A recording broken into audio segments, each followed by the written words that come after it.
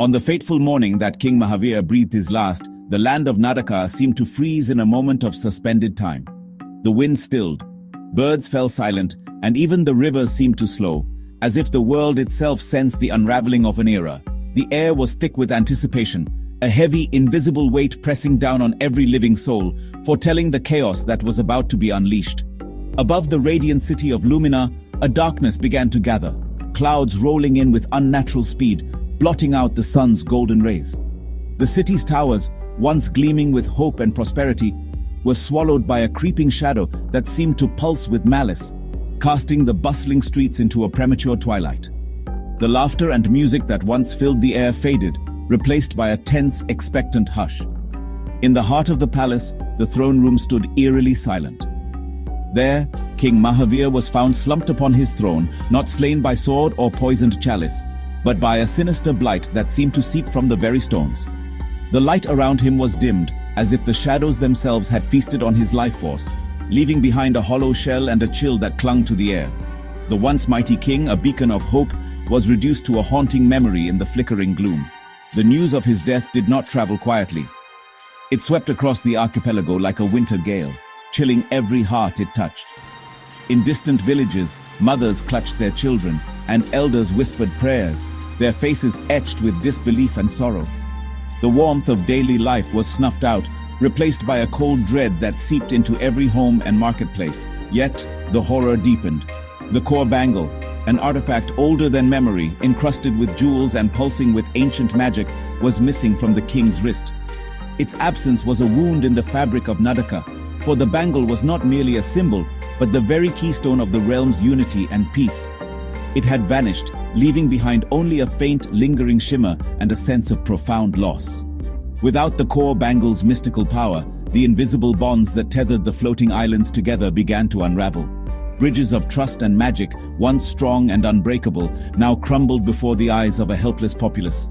The islands, suspended in the sky by ancient enchantments, began to drift apart, their edges fracturing and their people growing ever more isolated. The sky itself seemed to mourn, growing heavier and more oppressive with each passing hour. Sunlight struggled to pierce the thickening clouds, casting the land in a perpetual dusk. A suffocating sense of unease settled over Nadaka, as if the world was holding its breath, waiting for the next calamity. Panic erupted like wildfire. In the marketplaces, merchants abandoned their stalls and families fled their homes, clutching what little they could carry. Rumors and fear spread faster than any messenger, and the once orderly cities dissolved into chaos as people searched desperately for answers, for safety, for hope. As night fell, the air was thick with whispers of dark sorcery, of betrayal, of ancient curses awakened. Who could have orchestrated such a tragedy? What force could extinguish a king whose very presence had been a shield against darkness? Shadows moved in the corners, and trust became a rare and precious thing. In the heart of Lumina, the elemental rulers convened in a grand, echoing hall. Their faces were drawn and pale, eyes rimmed with sleepless worry. Grief mingled with suspicion as they debated, each word heavy with the knowledge that the fate of Nadaka now rested on their shoulders. King Ignis of Ignora, his once bright eyes now burning with fury, slammed his fist upon the council table. His voice, usually a source of inspiration, now thundered with accusation and impatience. He demanded action, swift, unyielding, and merciless, his anger a reflection of the fires raging within his heart. Across from him, Queen Aqua of Aquadelia remained a pillar of composure. Her words, cool and measured, urged restraint and careful investigation. She spoke of justice, not vengeance. Her calm presence a fragile anchor in the storm of rising tempers and fraying alliances. King Zephyr of Ervin and King Terra of Teros stood apart, their silence heavy with unspoken fears. They exchanged uneasy glances, their trust in each other and in the world around them eroding with every passing moment. The foundation of their unity, so carefully built by Mahavir, was crumbling beneath their feet. The spirit of cooperation that had defined Mahavir's reign shattered like stained glass, each fragment reflecting suspicion, fear, and doubt. The rulers turned away from one another, their unity dissolving into bitter isolation, and the world trembled on the edge of ruin. The empty throne loomed in the center of the palace, a gaping wound in the heart of Nadaka. Its silence was deafening, a constant reminder of all that had been lost and all that was now at stake. Then, As if the world had not suffered enough, King Steve of Stormring, master of lightning and storms, vanished without a trace. One moment he was there, his presence a force of nature.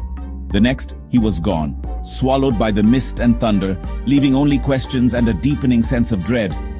His disappearance left a void in the council, a space that seemed to echo with suspicion.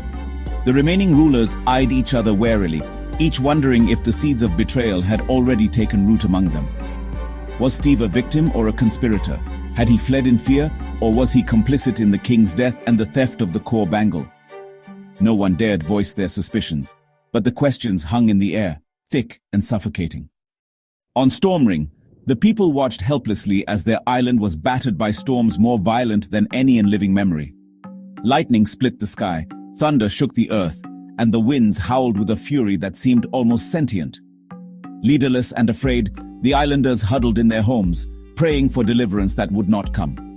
The other rulers, their trust shattered, withdrew to their own lands. Old alliances, once as strong as steel, unraveled with every step they took away from the council. The corridors of power, once filled with laughter and debate, now echoed with the sound of retreating footsteps and closing doors. Across Nadaka, fortresses were sealed, gates slammed shut, and supplies hoarded. Each kingdom braced for the worst, suspicion and fear driving them to isolation.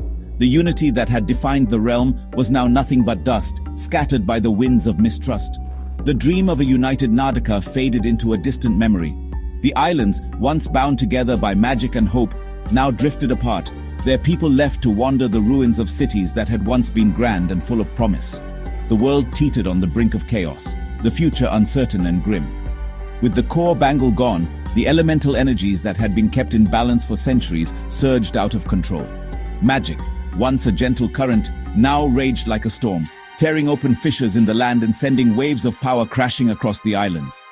In Ignera, the war was a living inferno. Wildfires, once tamed by the will of the king, now raged unchecked, devouring forests, villages and armies alike. The sky glowed red with embers, and the roar of flames drowned out all other sounds. Warriors fought desperately in the flickering light, their armor glowing with heat, their faces twisted in terror and rage as the firestorm consumed everything in its path. Ash fell like snow, blanketing the land in darkness and despair. In Aquadelia, the war was a relentless deluge. Rivers burst their banks, and walls of water swept through towns, carrying away homes, crops, and lives. Soldiers waded through the flood, their swords flashing in the storm, battling both enemy and the merciless tide. The cries of the drowning mingled with the crash of collapsing buildings, and the taste of salt and blood filled the air.